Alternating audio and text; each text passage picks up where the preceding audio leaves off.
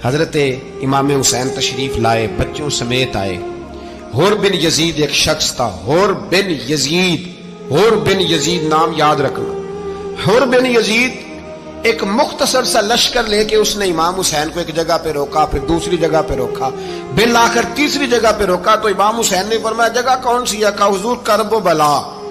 فرمایا بس یہی خیمے لگا دو، یہی۔ حضرت سیدہ زینب نے پوچھا امام حسین سے کہ سارے زمانے نے روکا ہے، ٹھیک ہے آپ حق پہ ہیں، یہ بھی سب نے کہا آپ حق پہ ہیں، پر روکا بھی سب نے، آپ روکے کیوں نہیں؟ تو ابن کثیر اور ابن اسیر لکھتے ہیں کہ امام حسین رو پڑے، کہنے لگے بہن میں رک جاتا پر میں نے رات کو نانا مصطفیٰ کو خواب میں دیکھا ہے۔ تو حضور نے فرمایا حسین اگر آج یہ رواج پڑ گیا نا یزید جیسے لوگوں کا تو قیامت تک پڑا رہے گا، پھر لوگ کہیں گے کوئی نکلا نہیں تھا تو ہمیں بھی نکلنا، پھر لوگ ظالموں کے سامنے گردنیں جھکانے کے عادی ہو جائے۔ میں کہتا رہتا ہوں، کہہ رہا ہوں، کربلا کی جنگ کفر اسلام کی جنگ نہیں، کفر اسلام کی جنگ نہیں کربلا کی، کیونکہ یزید تو بڑا پکا نمازی تھا، خطبہ دیتا تھا وہ تو۔ جب امام حسین رضی اللہ تعالیٰ عنہ نے کربلا کے میدان میں جمعے کا دن تھا تو یزید کے سامنے کو بات کرنی شروع کی عمر بن سعد کے سامنے، تو عمر بن سعد کہنے لگا حسین زیادہ باتیں نہ کر، ہمارا جمعہ لیٹ ہو رہا ہے، جنگ کے لیے تیار ہو، فٹافٹ آ، اہل بیت نبوت کو قتل کریں گے اور قتل کے بعد پھر نماز پڑھیں گے اور پھر کہیں گے اللہم صلی علی محمد وعلی آل محمد، اسی نماز میں پھر درود بھی پڑھیں گے۔ یہ کیسا مرتبہ ہے، کیسا انداز ہے، دوستی قاتل سے بھی مقتول سے یارانہ بھی۔ حر بن یزید امام حسین سے کہنے لگا مجھے حکم ہے آپ کو روکنے کا، آپ آگے نہیں جا سکتے۔ امام صاحب نے فرمایا وجہ؟ زمین اللہ کی ہے۔ اس نے کہا آپ بیعت نہیں کر رہے، یزید کی حالات آپ کے حق میں درست نہیں ہیں، آپ نہیں جائیں گے۔ امام روک گئے۔ ظہر کی نماز کا وقت ہوا تو حضرت علی اکبر امام حسین کے بڑے صاحبزادے انہوں نے اذان ظہر پڑھی تو حر بن یزید کے لشکر نے امام حسین کے پیچھے نماز ادا کی۔ کہا بھئی تم مقابلے میں آئے ہو، نماز پیچھے پڑھتے ہو؟ کہا حضور مقابلہ تو تلواروں سے کر رہے ہیں پر ہمارا دل تو مانتا ہے نا کہ مصطفیٰ کا نواسہ بڑی شان والا ہے۔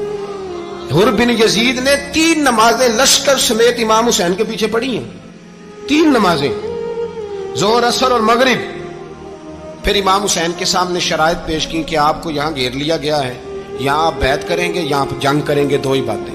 امام حسین نے فرمایا نہیں بھائی بیعت تو میں نہیں کرتا، اس کے علاوہ تم جو کہتے ہو میں کرنے کو تیار ہوں۔ اس نے خط لکھا، عبید اللہ ابن زیاد کو ایک بندہ دوڑایا پیچھے، کوفے چند میل پہ کوفہ تھا، کہا وہ نہیں مان رہے، کیا کرنا ہے؟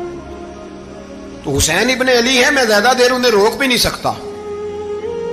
انہوں نے پیغام دیا حر بن یزید کو کہ کرنا کچھ بھی نہیں، ان کا پانی بند کر دو، بلیک میل کرو، کھانا پانی نہیں ملے گا، چھوٹے چھوٹے بچے ہیں، خود ہی مان جائیں گے۔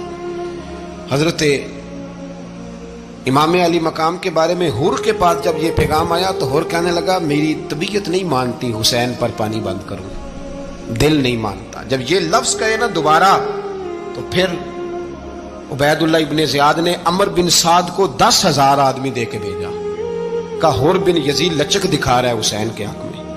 ایک رے کا علاقہ تھا، بڑی وہاں فصل ہوتی تھی، لوگ کوشش کرتے تھے وہاں کا گورنر بننے کی، کوشش کرتے تھے۔ تو عبید اللہ ابن زیاد کہنے لگا تمہیں رے کی گورنری ملے گی، سب سے سرسبز و شاداب علاقہ، تمہیں وہاں کا گورنر بنایا جائے گا اگر حسین کے خلاف لڑو گے۔ یہ اتنی زبردست ہوتی ہیں گورنریاں کہ گورنریوں کے لیے لوگ نسل رسول کے خلاف بھی نکل آتے ہیں، یہ اتنی تگڑی ہوتی ہیں، اتنی جلدی وفاداریاں بدلتی ہیں۔ امام حسین کو روک لیا گیا، عمر بن سعد نے روک لیا۔ 1 محرم کو امام آئے، 7 محرم تا روکا گیا، 7 محرم کو پانی بند کر دیا۔ جانور پانی پیتے تھے، گھوڑے پیتے تھے، کتے پیتے تھے، لیکن مصطفیٰ کے گھرانے کو پانی پینے کی اجازت 3 دن تک پانی بند رہا۔ 9 محرم کو عمر بن سعد نے اور لوگ بلائے۔ شمر ایک بڑا سخت آدمی تھا، سنگ دل بدبخت، جس نے حضرت علی اصغر کے گلے پر تیر مارا تھا، وہ اور لشکر لے کے آیا۔ رات کو کہنے لگا امام حسین رضی اللہ تعالیٰ عنہ سے کہ بس بڑا ہو گیا، یہ 9-10 محرم کی درمیانی رات، یا آپ جنگ کریں گے یا آپ بیعت کریں گے، 2 ہی باتیں۔ امام حسین اندر گئے، سیدہ زینب سے مشورہ کیا، باہر آئے، فرمایا بات وہی ہے جو پہلے دن والی ہے۔ او بھائی بچے ساتھ ہو، सहरा का इलाका हो, तपती हुई रेत हो, इतने कठिन और सख्त हालात, चारों जानब मौत ही मौत, दूर दूर तक अपनों का नामो निशान कोई नहीं, और अकेले फैसला करने वाले इमाम हुसैन, बाकी सारे बच्चे हैं या औरतें, सारे बड़े अकेले।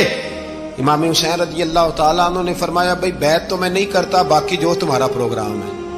शिमर और इब्ने साद कहने लगे फिर जंग के लिए तैयार हो जाएं। क्या अंदाज है इमाम हुसैन का।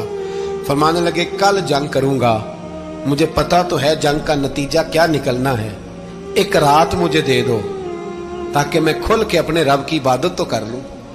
हुसैन ने जाना है, मुझे पता है कल रिजल्ट 72 और 22,000 का क्या एक रात मुझे दो, मैं मालिक से राज न्याज तो करूं, मैं गोया उससे पूछूं तो सही कि मालिक मेरे वालिद भी शहीद हैं, भाई भी शहीद हैं, नाना को भी दुखों में देखा है, तो अब मेरी बारी है, तो मालिक मैं हाजिर हूं, मुझे